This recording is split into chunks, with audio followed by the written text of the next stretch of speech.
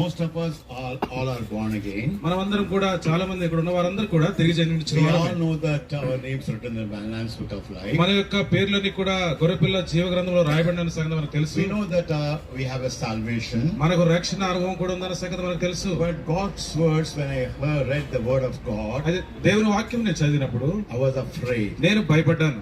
Every time I say I live only for today, నేను ప్రతిసారి చెప్తుంటాను కదా, నేను ఈ దినం కొరకే నేను జీవిస్తున్నాను. I don't fear death. నేను మరణానికి భయపడాల్సిన అవసరం నాకు లేదు. The scripture says very clearly in John 5:24. లేఖనాల్లో ఈ విధంగా రాయబడింది. యోహాను సువార్త 5వ అధ్యాయం 22వ వచనంలో, Verily, verily I say unto you, he that believeth on me hath everlasting life. He is not come out of judgment, but is passed from death into life. Bible గ్రంథంలో యోహాను సువార్త 5వ అధ్యాయం 22వ వచనంలో చెప్పినట్లుగా, నా మాట విని నన్ను పంపిన వాని విశ్వాసం ఉంచువాడు నిత్య జీవం గలవాడు, వాడు తీర్పులోనికి రాక మరణములో నుండి జీవంలోనికి దాటి ఉన్నాడని మీతో నిశ్చయముగా చెప్పుచున్నాను. We all know